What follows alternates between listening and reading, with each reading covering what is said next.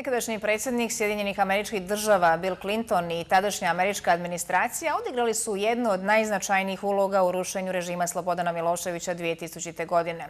Jasno je to i iz objavljenih Clintonovih dokumenata iz kojih se može iščitati kako su pomognute stotine tisuća građana Srbije koje su silom s vlasti svrgnule posljednji europski totalitarni režim.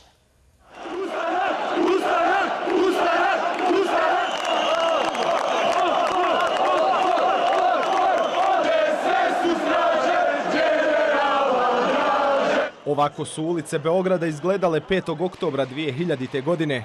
No novčanu i svaku drugu pomoć nezadovoljni Miloševićevim režimom dobili su od Sjedinjenih Američkih Država. Milioni dolara uloženi su u opoziciju i stvoren je i takozvani medijski prsten oko Srbije.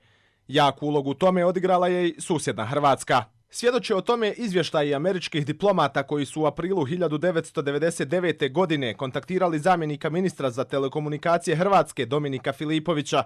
Dogovoreno je tada da Hrvatska radiotelevizija ustupi predajniku Belju u Slavoniji za emitovanje programa usmjerenih na Miloševića i režim u Beogradu. Rad tih medija Amerika je izdašno pomagala kako bi se smanjio utjecaj državnih medija Socijalističke Republike Jugoslavije. Riječ je o radijskim programima koji su se emitovali iz susjedstva, a najviše Glas Amerike i Slobodne Evrope. Jedan od zadataka medijskog prstena bio je informisanje o zločinima srpskih snaga na Kosovu i Metohiji. Američka vlada u periodu poslije bombardovanja Srbije aktivno je pomagala i medije na Kosovu, posebno radioteleviziju Kosovo. Bill Clinton je na samitu Pakta za stabilnost jugoistočne Evrope održanom u julu 1999. godine u Sarajevu preuzeo obavezu da sa 12 miliona dolara pomogne opozicioni pokret u Srbiji. Taj iznos bio je namijenjen strankama, nevladinim organizacijama, sindikatima, studentskim udruženjima i nezavisnim medijima kako bi se stvorilo jedinstvo u rušenju režima Slobodana Miloševića.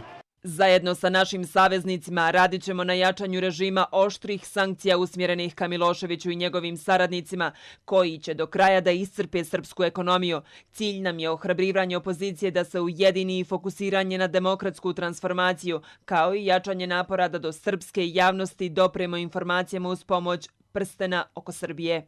Prsten oko Srbije samo je mali dio objavljene građe američke administracije iz tog perioda. Riječ je o drugom setu dokumenata koji se kontinuirano objavljuju od februara, a gotovo 30.000 stranica dokumenata će biti objavljeni u narednom periodu. Do sada je objavljeno oko 8.000 stranica Clintonove dokumentacije.